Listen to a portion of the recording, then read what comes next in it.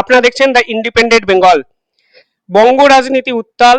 রবিবাসরীয় বারবেলায় রাস্তায় নিগৃহীত হয়েছেন কল্যাণ ব্যানার্জি, এবং বলা বাহুল্য সোনারপুরে অভিষেকের দিকে ডিম ছোড়ার পর ফের আরও এক সাংসদ অভিযোগ করছেন তিনি নাকি মার খেয়েছেন বিরোধীদের হাতে। বঙ্গ রাজনীতি কোন দিকে এগোচ্ছে প্রশ্ন অনেক। আর এই নিয়ে কথা বলতে আমি এই মুহূর্তে উপস্থিত হয়েছি রাজনৈতিক বিশ্লেষক অধ্যাপক শুভময় মৈত্রের কাছে। স্যার, প্রথমে দ্য ইন্ডিপেন্ডেন্ট বেঙ্গলে স্বাগত। নমস্কার। রবিবারের সকালে আমাদের ঘুম ভাঙলো একটি ভিডিও দেখে। কল্যাণ ব্যানার্জি বলছেন তিনি রাস্তায় মার খেয়েছেন, বিরোধীদের হাতে আক্রান্ত। কিভাবে দেখছেন এই ঘটনাটা? আমি তো খুব সকালে দেখতে পাইনি আর কি, আমার তো ঘুম থেকে উঠতে উঠতেই রোববার সকাল, তো এই দুপুর হয়ে গেছে আর কি। তা যাই হোক, দুপুরে বাজার টাজার করে দেখলাম ঘটনাটি ঘটেছে। আর মানে তুমি তো জানোই বহুদিন তোমার সঙ্গে আমার আড্ডা, এবং আমার তো পেশি শক্তি খুব একটা নেই আর কি। ফলে এগুলো দেখে যে খুব যে উজ্জীবিত হচ্ছি বা উদ্বেলিত হচ্ছি এমনটা নয়।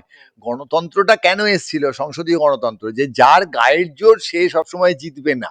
যদি সেটা হতো তাহলে দেশের দুজন প্রধানমন্ত্রীর প্রার্থী ঠিক করে একটা চারদিকে একটা বক্সিং রিং বা একটা কুস্তির রিং দিয়ে অনেকটা কাদা টাদা দিয়ে দুজনকে কাদা মাখিয়ে বলা যেত যে আপনারা মারামারি করুন, যে জিতবেন সে প্রধানমন্ত্রী হবেন। এই মারামারি করব না বলেই তো আমরা ঠিক করেছি যে আমরা সবাই মিলে গিয়ে ভোট দেবো, তার নিরিখে একজন নির্বাচিত হবেন। অর্থাৎ গায়ের জোর, মারামারি, কিছু ছোঁড়া, কাউকে ধাক্কা মারা, খারাপ ভাষা বলা, এটা তো একটা সংসদীয় গণতন্ত্রের লক্ষণ নয়। ফলে এগুলো দেখে সকালবেলা, হ্যাঁ, মুড়ি চানাচুর টিভি সিরিয়ালের মতন বলবো না যে একেবারেই দেখছি না টেলিভিশনে, কিন্তু বিষয়টা খুব একটা যে সুবিধাজনক পশ্চিমবঙ্গের রাজনীতি বা দেশের রাজনীতি বা আন্তর্জাতিক রাজনীতির ক্ষেত্রে, সেইটা বোধহয় আমি বলবো না। স্যার, অভিষেক ব্যানার্জির দিকে ডিম ছোড়া হয়েছে এবং চোর চোর স্লোগান, এই বাংলায় অভিষেককে ঘিরে ধরে চোর চোর স্লোগান, সেটাও তো প্রায় 15 বছর পর দেখছে বাঙালি। 15 বছর পর কিন্তু নয়। আপনারা যদি লক্ষ্য করেন যে গত 4-5 বছরের যে আলোচনা, সেই আলোচনায় তৃণমূল কংগ্রেসের দুর্নীতি এবং দুর্বৃত্তায়ন নিয়ে বারবার আলোচনা হয়েছে। এবার আপনি কোন শব্দটা ব্যবহার করবেন সেটা আপনার একেবারেই আপনার বিষয়। আপনি চোর বলবেন, ডাকাত বলবেন, দুর্নীতি বলবেন, দুর্বৃত্তায়ন বলবেন। ফলে দুর্বৃত্তায়নের কথা বারবার সমস্ত সংবাদ এবং সমাজ মাধ্যমে এসেছে। আপনি ওই শব্দটাই ব্যবহার করতে হবে, যদি না বলেন তাহলে প্রতিটি যারা রাজনীতি বিশ্লেষণ করেন তাদের কথা এসেছে যে তৃণমূলের সাবধান হওয়া প্রয়োজন ছিল। তারা একেবারে কোনো রকম আইন কানুন না মেনে কাজ করেছেন, এবং তার ফলে পশ্চিমবঙ্গের খুব গোলমেলে অবস্থা হয়েছে। দেখুন, প্রশ্নটা খুব পরিষ্কার, সেটা হচ্ছে যখন সিপিআইএম ক্ষমতার থেকে গেল, 2008 পঞ্চায়েত নির্বাচন, 2009 লোকসভা নির্বাচন, 2011 বিধানসভা নির্বাচনে তারা হারলেন। সিপিআইএম পরিষ্কার লক্ষ্য করতে পেরেছিল যে তাদের দিকে জনসমর্থন কমছে, এবং তারা সেটাকে জোর করে আটকানোর চেষ্টা করেননি। 2019 যে লোকসভা নির্বাচন, খুব খারাপ ফল হলো তৃণমূল কংগ্রেসের, বিজেপি ভালো ফল করলো। তারপর বিজেপি তৃণমূলের যে সম্পর্ক, এই সম্পর্ক তো আজকে বিজেপি জিতে গেছে বলেই সমস্ত সমীকরণ বদলে গেছে এমন নয়। সেই জায়গা থেকে 2024-এ আবার একই রকম ভাবে অভয়াকাণ্ড, তারপরের উপনির্বাচন তৃণমূল কংগ্রেস যেভাবে জিতেছে, সেই জেতাটা তো বিজেপি তাদেরকে সুযোগও দিয়েছে জেতার। ফলে আজকে তারা যখন একেবারে সঠিক জায়গায় দাঁড়ালো এসে, যে এইভাবে চলতে পারে না, এবং এর জন্য আমরা বারবার করে তো আলোচনা করেছি যে বিজেপির সঙ্গে তৃণমূলের কোনো সেটিং কি আছে। সেই সেটিংটা যখন অন্তত একটা সময়ের জন্য ঘুচে গেল, সাধারণ মানুষ বিজেপিকে বোঝাতে পারলো যে এই সেটিং রাখলে মানুষ সেটা চাইছে না, তখন তৃণমূল কংগ্রেস সরে গেল, এবং তৃণমূল কংগ্রেসের যে কোনো জনসমর্থন ছিল না, এই বিষয়টা তো নির্বাচনের পরে যখন ফলতা নির্বাচন হলো তাতে প্রমাণ হয়ে গেল। স্যার, মমতা বন্দ্যোপাধ্যায় বলছেন অভিষেককে হাসপাতালে ভর্তি নেওয়া হচ্ছে না, সেখানেও একটা রাজনৈতিক চক্রান্ত তিনি দেখছেন। এবং শাসকের এই পরিণতি, মানে আগের শাসকের এই পরিণতি 15 দিনে, এটা কি এক্সপেক্টেড ছিল? মানে একে একে দল ছেড়ে চলে যাচ্ছেন, পুরসভার বোর্ড ভেঙে যাচ্ছে, কলকাতার বাহুবলী কাউন্সিলররা ছেড়ে চলে যাচ্ছেন, ভবিষ্যৎটা কি তৃণমূলের? একেবারেই, এ তো এক্সপেক্টেড ছিল। আমরা এই কথাও আগে বলেছি যে আজকে যদি কোনোদিন তৃণমূল কংগ্রেস হেরে যায়, একটা মতাদর্শবিহীন রাজনৈতিক দল, আপনার বিজেপিকে বা সিপিএম কে ভীষণ অপছন্দ হতে পারে। বিজেপি হচ্ছে দক্ষিণপন্থী ভাবনা, হিন্দু রাষ্ট্রবাদী ভাবনার দল। সিপিআইএম তাদের হচ্ছে একটা কমিউনিস্ট বামপন্থী ভাবনা, তার নিরিখে তার যা যা বৈশিষ্ট্য আছে, কিন্তু তাদের একটা মতাদর্শ আছে। আপনি জানেন এই মতাদর্শটি ঠিক কি ভুল, কিন্তু তৃণমূল কংগ্রেসের ক্ষেত্রে তাদের একমাত্র উদ্দেশ্য ছিল একটা সময় সিপিআইএম কে সরানো, এবং সেই কারণে সব রাজনৈতিক দলের মানুষ তাদের কোনো রকম মতাদর্শ না রেখে এক জায়গায় চলে গেছিলেন। তারপর মতাদর্শ না থাকার কারণে যেটা হয়েছে, আগামী দিনে প্রচুর সুবিধাভোগী মধ্যবিত্ত মানুষ তাদের সুযোগ নিয়েছেন, এবং সেইখানে একটা আমরা যেটাকে, আমি কিন্তু লুম্পেনাইজেশন টার্মটা খারাপ সেন্সে ব্যবহার করতে চাইছি না, পলিটিক্যাল লুম্পেনাইজেশন, সেটা হয়েছে, দুর্বৃত্তায়ন হয়েছে, এবং সেই জায়গায় মানুষ মনে করেছেন এই সময় সিপিআইএম জিততে পারবে না, বিজেপি জিততে পারবে। মানুষ বিজেপিকে ভোট দিয়েছেন, তৃণমূল কংগ্রেসকে সরিয়ে দিয়েছেন, এবং সরিয়ে দেওয়ার পর বোঝা গেছে কতটা অগভীর, কতটা ফাঁপা ছিল তাদের যে মানুষের জনসমর্থন নেই। এবং এই ঘটনাকে আপনি আজকে বলছেন, আপনি একদম ভাবুন না, মুসোলিনির সময় থেকে, হিটলারের সময় থেকে, তারপরে চাউসেস্কু আধুনিক সময়, এই তো বারবার আমরা দেখেছি। এবং যে কোনো শাসক তিনি গণতান্ত্রিক পদ্ধতিতেই নির্বাচিত হন, সংসদীয় পদ্ধতিতেই নির্বাচিত হন, বা যে কোনো পদ্ধতিতে, তিনি যখন মানুষের ওপর অত্যাচার করবেন, সেখানে কিন্তু কোনো এক না কোনো ভাবে মানুষ তাকে ফিরিয়ে দেবেই একটা সময়, এবং আমরা এতবার ইতিহাসে দেখেছি। কিন্তু পাওয়ার কোরাপ্টস অ্যান্ড অ্যাবসলিউট পাওয়ার কোরাপ্টস অ্যাবসলিউটলি। সুতরাং কিচ্ছু করণীয় নেই। যিনি আজকে শাসক হবেন তিনি সব সময় এই যে ক্ষমতার মধ্যে বারবার করে থাকবেন, সেইখান থেকে নিজেকে সচেতন রেখে চলা। পৃথিবীতে খুব কম রাষ্ট্রনায়ক আছেন যারা এই জিনিসটি সঠিকভাবে পেরেছেন, যে তারা শাসকের ক্ষমতা এক্সারসাইজ করেননি। আমি দুটি উদাহরণ দেওয়ার লোভ কিন্তু একেবারে ছাড়তে পারছি না। একটি হচ্ছে অটল বিহারী বাজপেয়ী, এবং আরেকজন হচ্ছেন মনমোহন সিং, যারা শাসক হয়েছেন, দেশের প্রধানমন্ত্রী হয়েছেন, কিন্তু কখনো ক্ষমতার দম্ভ প্রকাশ করেননি। বাকি শাসকদের ক্ষেত্রে কিন্তু চটজলদি সে কথা বলা যাচ্ছে না। স্যার, বিজেপির প্রথম 15 দিন আপনি কিভাবে দেখেন? এবং সব থেকে চর্চিত যে ইস্যুটা নিয়ে তর্ক বিতর্ক লেগেছে তা হলো হকার উচ্ছেদ, অবৈধ নির্মাণ ভাঙা, এবং একটা বিরোধীদের স্পেস তৈরি হচ্ছে পার্টিকুলারলি দুটো জায়গাকে কেন্দ্র করে। আপনার 15 দিনের মূল্যায়ন কি? আচ্ছা, বিরোধীদের স্পেস তৈরি তো হবেই। সংসদীয় গণতন্ত্র, দেখুন ভারতবর্ষে আমরা সবচেয়ে গর্বিত কেন? আমরা তো উত্তর কোরিয়া বা চীনে থাকি না তো। আমরা এত গর্বিত তার কারণ এই দেশে 100 কোটির একটা গণতন্ত্র আছে, 150 কোটি মানুষ, তার মধ্যে 100 কোটি মানুষ ভোট দেন। এবং এই যে আমরা খোলা মনে কথা বলতে পারি, বিভিন্ন সময় বিভিন্ন রাজত্ব এসেছে, বিজেপি কি ছিল না নাকি? বিজেপি তো 2014 থেকে গোটা দেশে ক্ষমতায় আছে। আমরা তো অনেক সময় বিজেপির সমালোচনা করেছি, কই বিজেপি তো এসে আমাদের বলেনি যে তুমি মুখ বন্ধ করে থাকো, তুমি কথা বলো না। তৃণমূলের বিরুদ্ধে আমরা সমালোচনা করেছি, তারা বলেনি মুখ বন্ধ করে থাকো, কথা বলো না। যতক্ষণ এই কথা বলার স্পেস বজায় আছে, ততক্ষণ গণতন্ত্র বজায় আছে, তার মধ্যে ঠিক ভুল থাকবেই।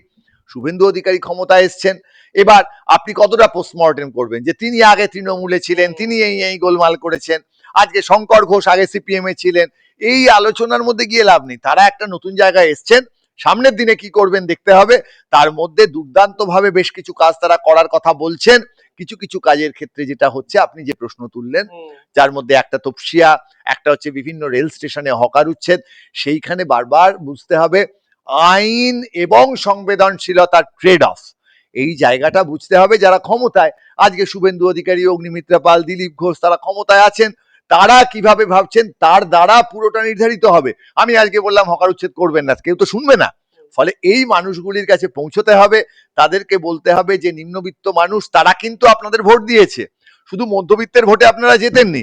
এই হকার আপনাকে ভোট দিয়েছে, যে 1500 টাকা পেত সে আপনাকে ভোট দিয়েছে 3000 টাকার স্বপ্নে। ফলে এই যে মানুষগুলি যারা ক্ষমতায় আছেন, তাদের কাছে আমাদের আবেদন থাকবে, একদিকে যেমন কলকাতা বা পশ্চিমবঙ্গকে একেবারে নীতিহীনতার বিরুদ্ধে একটা লড়াই করে আপনারা একটা সঠিক জায়গায় আনবেন, সঠিকভাবে পরীক্ষা হবে, সম্ভবত সামনেই WBCS আছে, সেই পরীক্ষাটি ভালোভাবে হবে, তৃণমূলের সঙ্গে আপোষ করে যারা গোলমাল পাকিয়েছেন তাদেরকে সরিয়ে দেওয়া হবে। কিন্তু একই সঙ্গে যে নিম্নবিত্ত মানুষ নতুন দিনের স্বপ্নের আশায় আপনাদের ভোট দিয়েছেন, আপনাদের নির্বাচিত করেছেন, তাদের কথাটাও আপনারা সংবেদনশীলতার সঙ্গে ভাবুন। এবার তারা যদি না ভাবেন, তাহলে সিপিআইএম বা কংগ্রেস তারা পথে নামবে, তারা আন্দোলন করবে, বহু বছর পর হয়তো তারা ভোটে আবার বেশি ভোট পাবে। কিন্তু এই মুহূর্তে সংবেদনশীলতার আবেদন আমাদের করতে হবে একেবারে বিজেপির মানুষগুলির কাছে। স্যার, তৃণমূল কংগ্রেসের ভবিষ্যৎ নিয়ে বিভিন্ন জল্পনা তৈরি হয়েছে। অন্তত শেষ 10 দিনে 100-র বেশি কাউন্সিলর পদ ছেড়েছেন, এবং তৃণমূল কংগ্রেসের ভবিষ্যৎটা কি, সে প্রশ্ন বিভিন্ন জায়গায় আলোচিত হচ্ছে। আপনার কি মত? হ্যাঁ, দেখুন এই ভবিষ্যৎ বললেই না আমার বারবার অনিকদার কথা মনে পড়ে আর কি, ভূতের ভবিষ্যতের কথা মনে পড়ে, মানে মনটা ভারী হয়ে যায় আর কি। ফলে আর তৃণমূল কংগ্রেসের ভবিষ্যৎ নিয়ে খুব বেশি মন ভারী হওয়ার জায়গা নেই। তারা তো মতাদর্শ ভিত্তিক দল নন। এবার তারা নতুনভাবে যদি তাদেরকে একটা জায়গায় আনতে পারেন, নতুনভাবে লড়াই করতে পারেন, একটুখানি নমনীয় হয়ে কথা বলতে পারেন, তাদের বিভিন্ন, আমি আর নাম করছি না, তাদেরই বিভিন্ন নেতার মধ্যে কথাবার্তা আপনি শুনুন। কিছু নেতা একই রকম উদ্ধত রয়ে গেছেন, আর কিছু নেতা খুব যুক্তি দিয়ে কথা বলছেন। ফলে এই সবকিছু মিলিয়ে মিশিয়ে তাদের দলটা আগামী দিনে দেখা যাক না। সামনে দুটো উপনির্বাচন আছে, রেজিনগরে তাদের ভালো ফল করার কোনো সম্ভাবনা নেই। নন্দীগ্রামে তারা কি অবস্থায় থাকেন, এবার নন্দীগ্রামে যদি তারা তৃতীয় হয়ে যান, তখন তারপরে আমার মনে হয় না যে আগামী দিনে যে পৌরসভা নির্বাচনগুলোতে সেখানে তারা কতটা লড়াই করতে পারবেন, দেখতে হবে। আমার মনে হয় আগের থেকে এই এখনই তৃণমূল কংগ্রেস উঠে গেল বা উঠে গেলে তাসের ঘরের মতো ভেঙে পড়লো, এই আলোচনাগুলো থাকবে এখন। তারা তাদের মতো করে লড়াই করুন না, তারা তো সংসদীয় গণতন্ত্রে আইন আনুক একটা দল, তো রাজনৈতিক দল তো। ফলে তারা তাদের মতন চেষ্টা করুন, আমরা আরেকটু অপেক্ষা করি। তবে তৃণমূল কংগ্রেস নিয়ে খুব বেশি মানুষ এখন ইতিবাচক কোন রকম বক্তব্য রাখবেন না, এটাও কিন্তু একেবারে পরিষ্কার। তারাও একটু মানে আমি বলবো যে সামনের দিনটা বুঝে নিয়ে মাঠে নামুন। খুব তাড়াহুড়ো করে এক্ষুনি একটা বিরাট বিরোধী দল হিসেবে সামনে উঠে আসতে হবে, এইটা যদি তারা খুব করতে চান, তাহলে মানুষ প্রতিক্রিয়া দেবেন, রিয়াক্ট করবেন, এবং সেখানে আবেদন থাকবে রাজ্য সরকারের কাছে যে এবার ভোট পরবর্তী হিংসার সংখ্যা খুব কম। 2021-এর কথা আমাদের মনে আছে। সুতরাং আমরা ঘরপোড়া গরু, আমরা সিঁদুরে মেঘ দেখলে ডরাই।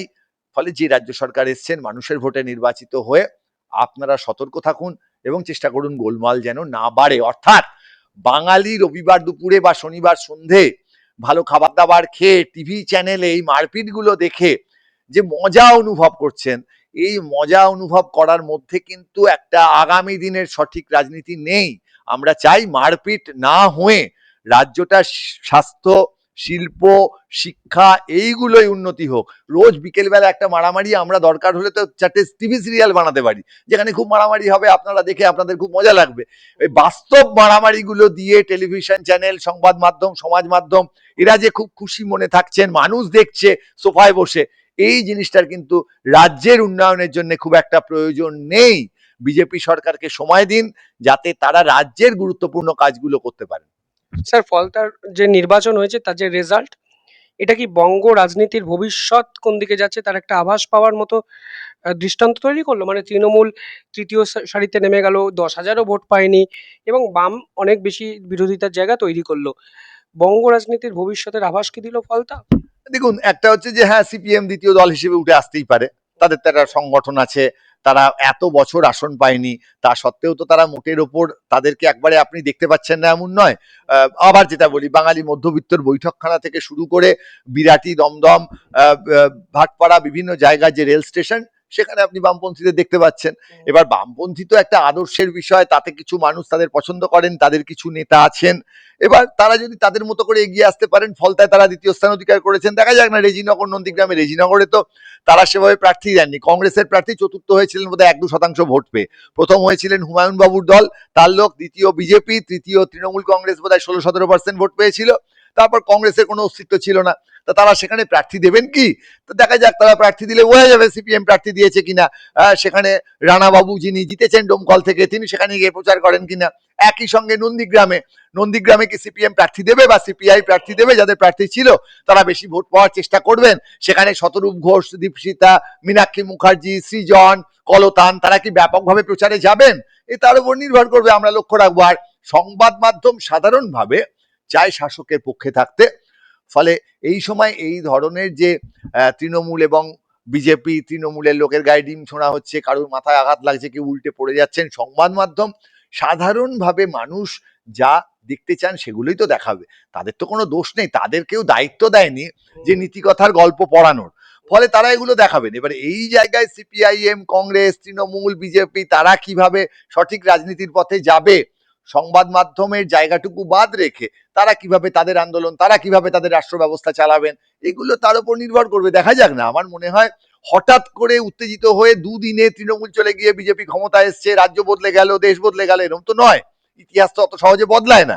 ফলে একটু সময় দিন। আমার মনে হয় আস্তে আস্তে আরেকটু দেখা যাক। খুব বেশি তাড়াতাড়ি নি জার্ক রিয়াকশন, হাঁটু ঝাঁকানো যে রিয়াকশন, প্রতিক্রিয়া, আমার মনে হয় সেটা করে লাভ নেই। আমার মনে হয় চলুন আমরা তো সময়টাকে ধরার চেষ্টা করি, রাজনীতির যে ধারা বৃত্তান্ত এটাকে বোঝার চেষ্টা করি, আর একটু সময় নেয়াই যাক না। অবশ্যই সময় সব উত্তর দেয়। শুভমবাবু বলছেন সময় এক্ষেত্রেও সব উত্তর দেবে। ধৈর্য ধরুন। রাজনীতিতে অ্যাসিড টেস্টের মতো তৎক্ষণাৎ উত্তর হয়তো পাওয়ার সময় এটি নয়। দেখতে থাকুন দ্য ইন্ডিপেন্ডেন্ট বেঙ্গল। অসংখ্য ধন্যবাদ স্যার। ধন্যবাদ আপনাদেরও।